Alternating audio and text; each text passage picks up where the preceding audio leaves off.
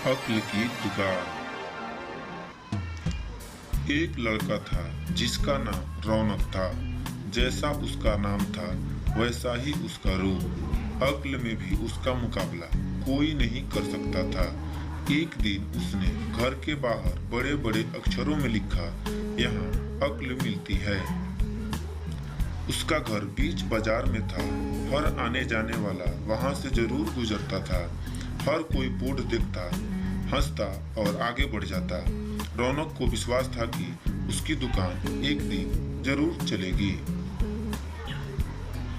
एक दिन एक अमीर महाजन का बेटा टप्पू वहां से गुजर रहा था। दुकान देखकर उससे रहा नहीं गया। उसने अंदर जाकर रौनक से पूछा, यहाँ कैसी अक्ल मिलती है और उसकी कीमत क्या है। रौनक ने कहा, यह इस बात पर निर्भर करता है कि तुम इस पर कितना पैसा खर्च कर सकते हो। टप्पू ने जेब से 1 रुपया निकालकर पूछा, इस रुपए के बदले कौन सी अक्ल मिलेगी और कितनी। रौनक बोला, भाई 1 रुपए की अक्ल से तुम 1 लाख रुपया बचा सकते हो। टप्पू ने 1 रुपये दिया।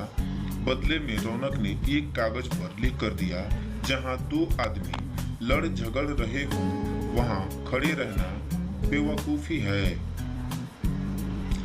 टप्पू घर पहुंचा और उसने अपने पिता को कागज दिखाया। कंजूस पिता ने कागज पढ़ा तो वह गुस्से से आग बबूला हो गया। टप्पू को पूछते हुए वह पहुंचा अक्ल की दुकान। कागज की पर्ची रौनक के सामने फेंकते हुए चिल्लाया, वह रुपया लौटा दो जो मेरे बेटे ने तुम्हें दिए थे। रौनक ने कहा, ठीक है लौटा देता हूँ, लेकिन शर्त यह है कि तुम्हारा बेटा मेरी सलाह पर कभी अमल नहीं करेगा। कंजूस महाजन के वादा करने पर रौनक ने रुपया वापस कर दिया। उस नगर के राजा की 2 रानियां थीं। एक दिन राजा अपनी रानियों के साथ जौहरी बाजार से गुजरा। दोनों रानियों को हीरों का एक हार पसंद आ गया। दोनों ने सोचा महल पहुंचकर अपनी दासी को भेजकर हार मंगवा लेंगी।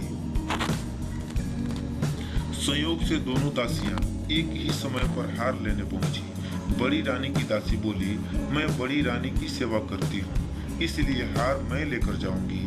दूसरी बोली, पर राजा तो छोटी रानी को ज्यादा प्यार करते हैं, इसलिए हार पर मेरा हक है।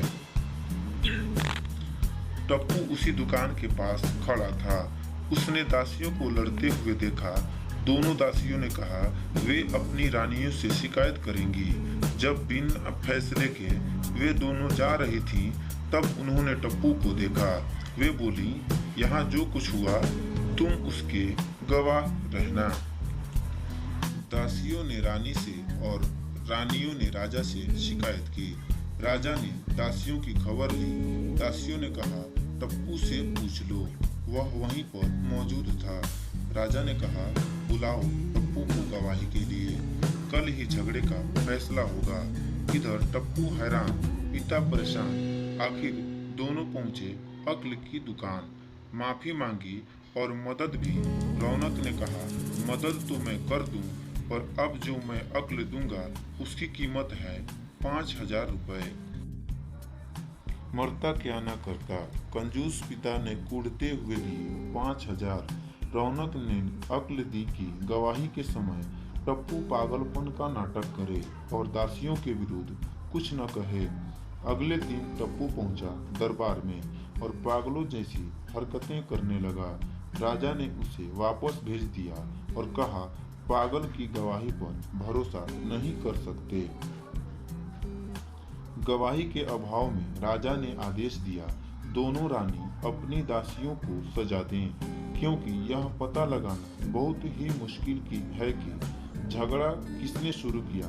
बड़ी रानी तो बहुत खुश हुई, छोटी को बहुत गुस्सा आया। टप्पू को पता चला कि छोटी रानी उससे नाराज है, तो वह फिर अपनी सुरक्षा के लिए परेशान हो गया। फिर पहुंचा अक्ल की दुकान। रौनक ने कहा, इस बार अक्ल की कीमत 10,000 रुपए। पैसे लेकर रौनक बोला, एक ही रास्ता है, तुम वह हार खरीद कर छोटी रानी को उपहार में दे दो। टप्पू शौक में आ गया, बोला, अरे ऐसा कैसे हो सकता है, उसकी कीमत तो 1 लाख रुपए है।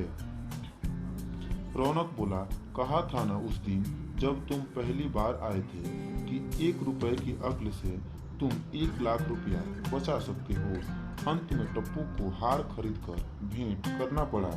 उधर अक्ल की दुकान चल निकली। कंजूस महाजन सिर पीट कर रह गया। तो दोस्तों, इस कहानी से हमें यह शिक्षा मिली कि हमें हद से ज़्यादा कंजूसी नहीं करनी चाहिए, क्योंकि थोड़े से पैसे बचाने के चक्कर में हमें उसके 2 गुने गंवानी पड़ती है। तो दोस्तों, वीडियो अच्छी लगे तो लाइक करें, कमेंट करें और शेयर करें। और हमारे YouTube चैनल को अभी तक सब्सक्राइब नहीं किए हैं तो हमारे YouTube चैनल फिक्शनल स्टोरी को सब्सक्राइब कर बेल आइकन को जरूर दबाएं, ताकि हमारी अच्छी से अच्छी वीडियो सबसे पहले आप तक पहुंचे। धन्यवाद।